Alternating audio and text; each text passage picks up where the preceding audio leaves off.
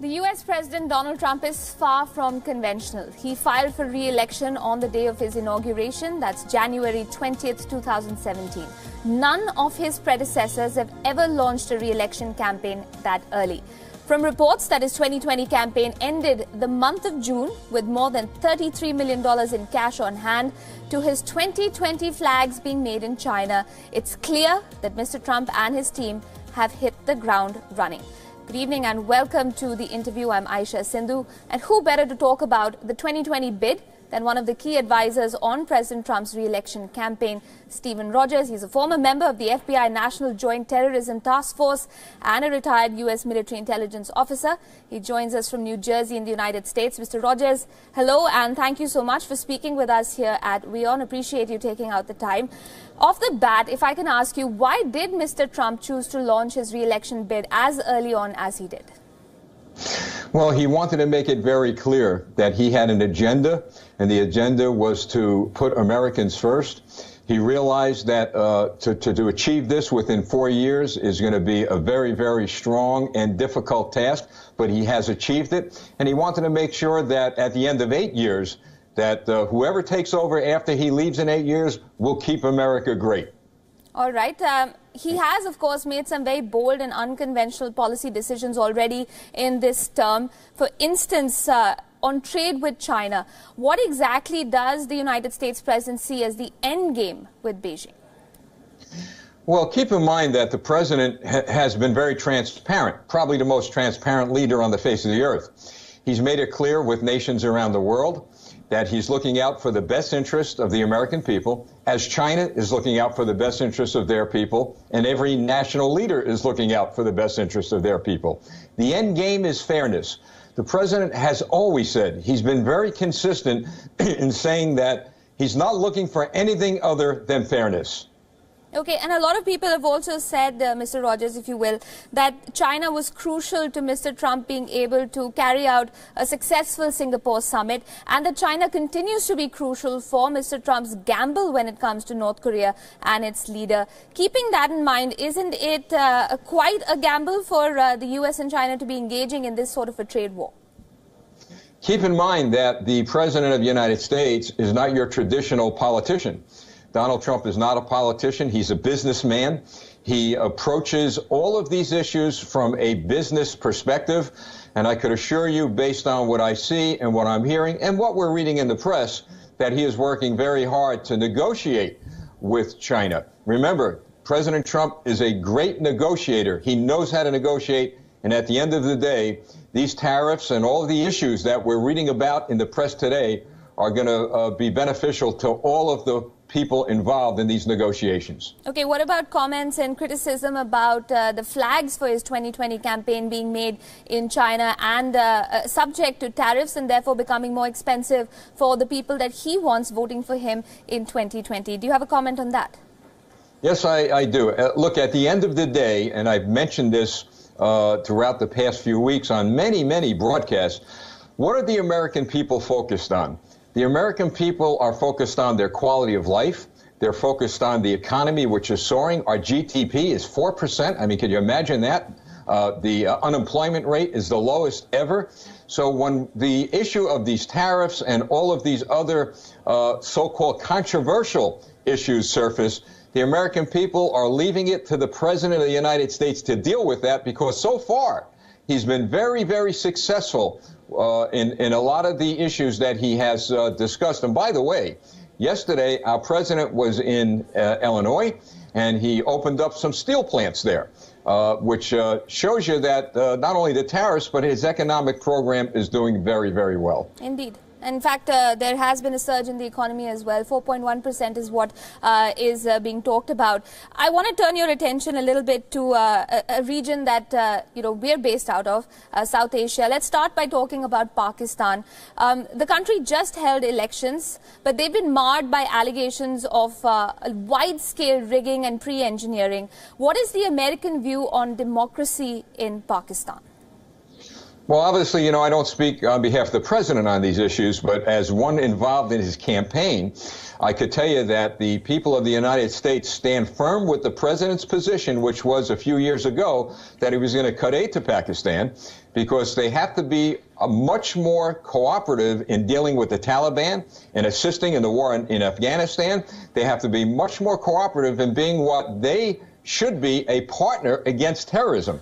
So the attitude of the American people is, you know what, you work with and cooperate with the United States, and you might find it more beneficial to you. And hopefully that's what we will see as we move into the future. Fair enough. I have heard some of your comments before on Pakistan and its war on terror. Now, the Prime Minister-elect Imran Khan, he yesterday accused the United States of using Pakistan as a hired gun.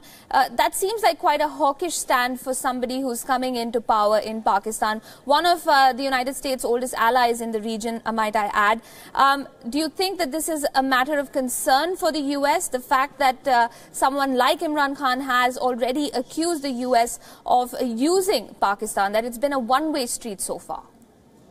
Well, the United States doesn't use anyone. Keep in mind, it's United States taxpayers, American taxpayers, that were sending a lot of funding to Pakistan. And that funding was to help their economy, to help the poor, to bring food and other quality of life equipment there.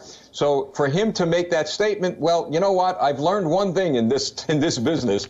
A lot of politics goes on. Politicians says a lot of things to play up to their bases, and perhaps that's what he's doing. But at the end of the day, he's going to have to realize that he's got to do something maybe he's got to get used to, and that's negotiate with the President of the United States if he's looking for better relations. Okay, you, of course, have spent time with the FBI in counterterrorism efforts. Can I ask you how important Pakistan continues to be when it comes to the fight against terror vis-a-vis the United States and, of course, the U.S.'s war on terror when it comes to Afghanistan?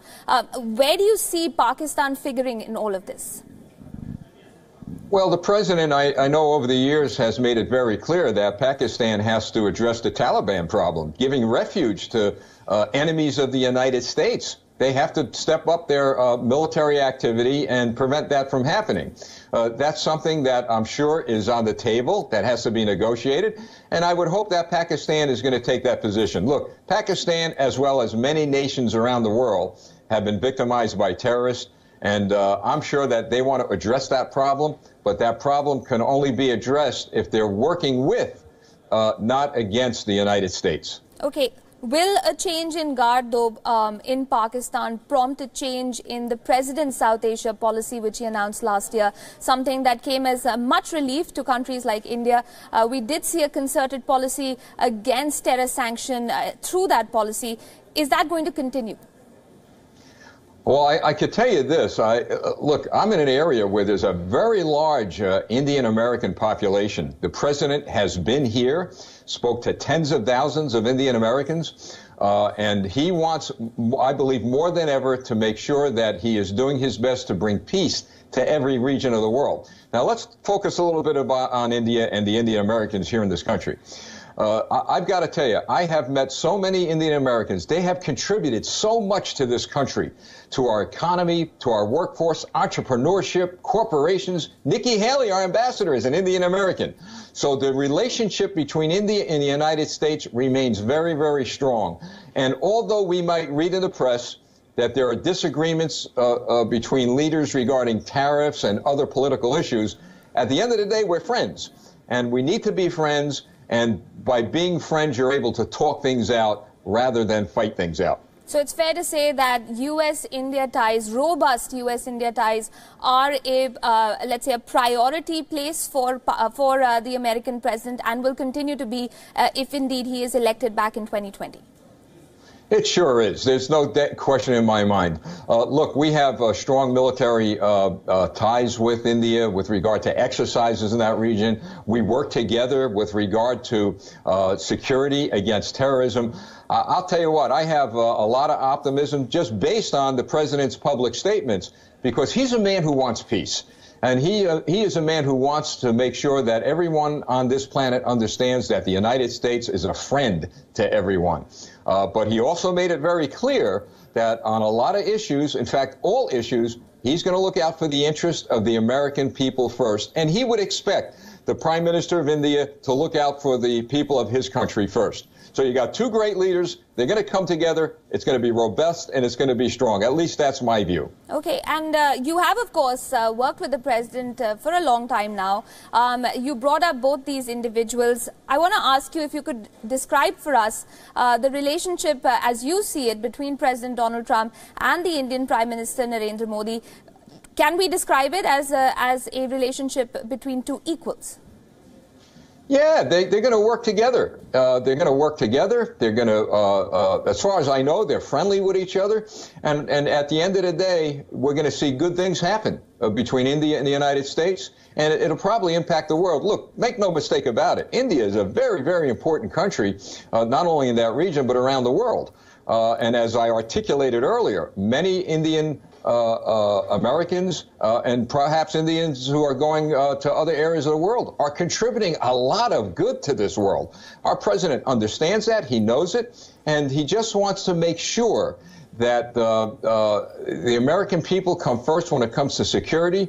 These issues regarding Iran, for example, are on the table to discuss with the Indian Prime Minister. But make no mistake about it, there's no adversarial role here. This is two friends getting together, sitting down, and hashing things out. Absolutely. And since you brought up security, you know, security is of great concern for India as well, especially when we look at, terror emanating out of certain places in India's immediate neighborhood. Can you help us understand if India can continue to expect support from the United States when it comes to leaning on Pakistan and ensuring that it does crack down on terror safe havens within its boundaries? The president has made it very clear worldwide that we will hunt down and track down terrorists anywhere on the face of the earth. And when it comes to India, I am absolutely sure, as he has and continues to do, cooperate with these governments and in India as well to track down terrorists. Keep in mind, a lot of what we don't read is that the Indian law enforcement agencies and security agencies who are fighting the war on terrorism certainly share information with the United States and intelligence with regard to cracking down on terrorists. We do that worldwide, but, you know, India is a friend, and I'm sure that will continue as time goes on. Well, let's hope so. I want to press you a little further on the region. Islamabad has become increasingly close to China of late. In fact, China was the first country that the Prime Minister-elect Imran Khan mentioned in his address to the country on Thursday. Does this growing bonhomie between Pakistan and China come as a worry to the U.S.? Well, I could tell you the United States, in my view, and again, I'm not speaking on behalf of the president, but based on the knowledge I have of what's going on, I don't believe President Trump is really worried about anything because he has an agenda. He has a mission. That agenda is to do what's best for the national security of the United States and the region, and he wants to make sure that everyone understands that all of us, I mean all of us, have to sit down at a negotiating table if we truly want to seek peace. You can't leave anybody out of the equation. And if they're out of the equation, well, they're going to have some problems, not only with the United States, but I'm sure with other countries worldwide. Fair enough. And we have, of course, seen the United States, for instance, rename, its naval command in the region as the Indo-Pacific region naval command recently. Can I ask if the United States does see India as a counterweight to China's hegemony in Asia? And is it working to sustain that counterbalancing effort? I could tell you, based on what I know, and look, I was in the United States Navy and spoke to Indian naval officers many years ago. not only is it a counterweight to the region, but India could be a counterweight to a wider war, a world war. Keep in mind that, you know, India, like the United States, they want peace. They want peace, and they understand that you get peace through strength and that you get peace through working together with your friends. So, yes, indeed, India is an important, probably one of the most important countries, not only in the region, but on the face of the earth, to ensure that there is a balance of power and that there's cooperation between all of the countries that want to seek peace. Okay.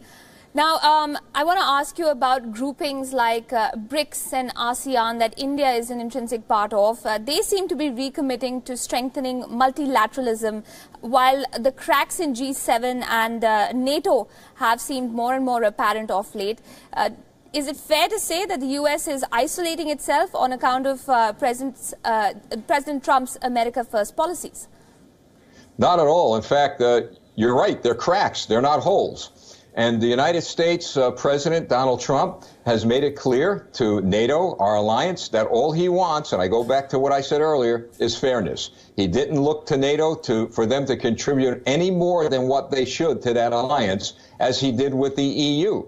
Both NATO countries and the EU are now contributing what should be their fair share. So the alliance is strong. The EU relationship with the United States is growing. You know what this is? It's a family squabble. We're all in the same family. And we get a squabble here and a squabble there. But at the end of the day, we realize for the common good of everyone, we have to come together. But President Trump has made it clear he's not President Obama. President Obama took a lot of time apologizing for the United States. We have a president who put an end to the apology tour. He's strong, he's tough, and he's determined, and he's going to do what's right for the national security of the country, but at the same time, understanding that we have friends, we have allies, and we're all going to work together. I can't agree with you more. I mean, there is, of course, an unconventional style to the U.S. president of today that one hasn't seen in the past. But a lot of people have said that some of those policies, for instance, the trade war between the United States and the EU, has had a backlash on the American people themselves. Potato farmers, for instance, have had to suffer on account of, a number of sanctions that have been imposed. Do you agree with that assessment? And what is the U.S. doing to assuage the fears of its own domestic audience? Well, a couple of things. Regarding the farmers, the president announced yesterday that the U.S. government's going to subsidize them. So they're going to fill the gap with regard to any negative impact on tariffs. But here's the reality here in the United States. Our economy is strong, and it's growing every day. As you mentioned earlier, the GDP is strong. Jobs, there's jobs that there's not enough people to fill jobs now. There's more money in everyone's pocket because of the tax cuts. The quality of life of Americans since Donald Trump has taken office, including, by the way, our minority communities nationwide, is better than it was in 10 years. So the attitude of the American people is results. President Trump made a lot of promises when he campaigned, and he's kept every single one of them to the American people. All right. I want to come back to Pakistan and the elections that have taken place there. Do you foresee any sort of strategic shift in the region because of the way that the verdict has gone?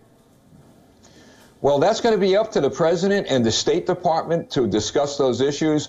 Right now, I don't have enough knowledge as to what's going on right now to really get into that. But as I said earlier, any shift, I believe, that anyone makes is going to be towards a goal, and that goal is peace. And that's very important to keep in mind, that anything, that is being said or done, the main objective is peace. Okay, and I've been looking at some of, the media pieces that have come out in the United States following that election in Pakistan. And one of the perceptions is that Pakistan has its own Donald Trump, someone who has very strong views on nationalism, on putting Pakistan first. Some say that those views are as strong as those of the U.S. president. Do you think that might make it difficult for the United States to negotiate with a country like Pakistan? Well, to begin with, there's only one Donald Trump, and he's right here in the United States. The fact of the matter is that our president could deal with any world leader who takes any position and behaves in any such way that they choose to. Our president, yes, is unconventional. He's not an establishment politician. But, you know, sometimes when you get two people who kind of approach issues like this alike, sometimes, you know, you might have great results. So, again, I go back to the leadership of the President of the United States. He's bringing results. He has look what he did with Chairman Kim in North Korea. Today we get U.S. Missing in action and U.S. dead soldiers back today from North Korea. We've got evidence now that Kim is dismantling some of his nuclear sites. The media said it never happened, that President Trump could never get along with Chairman Kim to get him to do anything.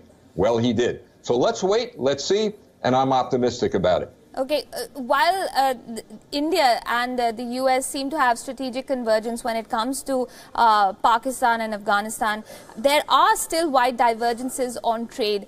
How do you see both countries bridging those differences, given the president's rather tough negotiating style? Well, yes, the president is a tough negotiator, but he's a negotiator.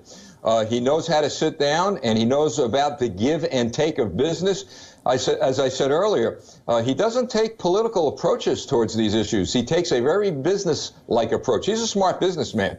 And the leaders in India are very smart people. So all of these business people are going to sit down with the political leadership. And at the end of the day, just based on how I've seen our president perform, not only here in the United States, but around the world, what comes out of all these discussions will be for the good of the American people and the good of the people in India. Okay.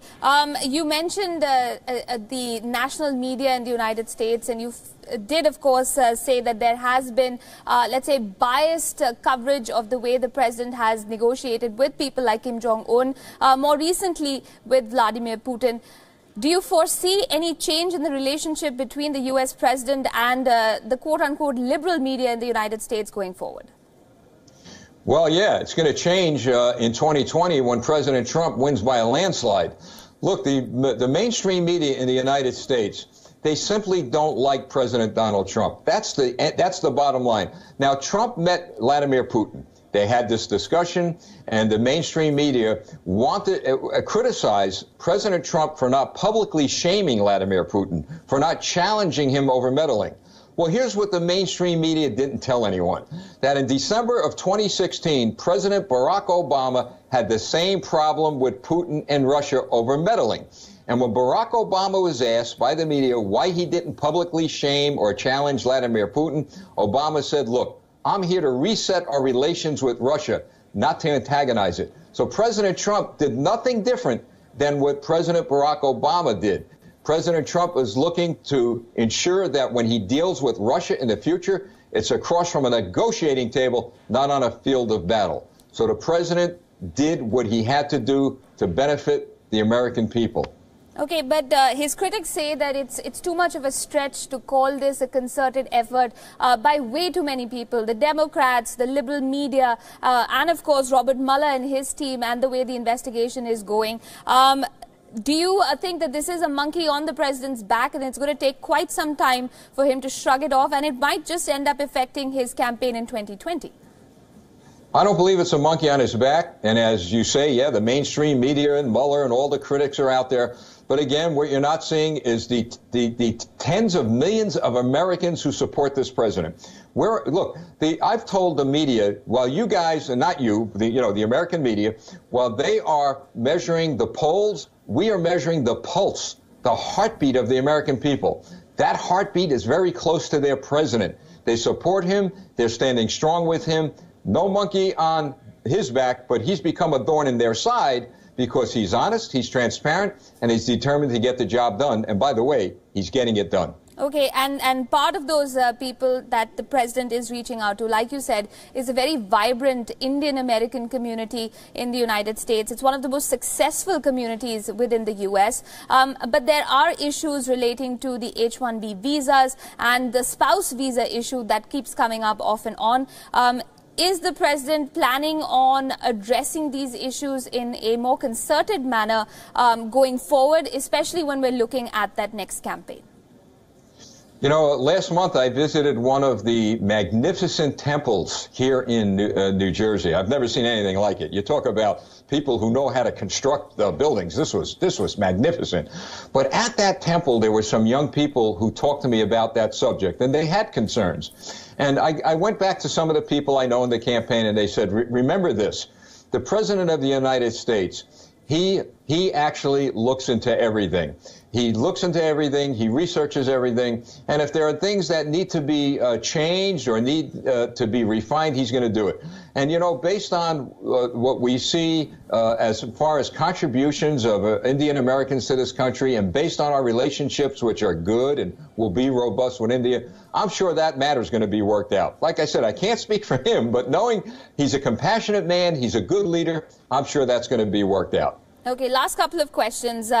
India received a waiver under CATSA. How do you see India and the U.S. benefiting, keeping that in mind?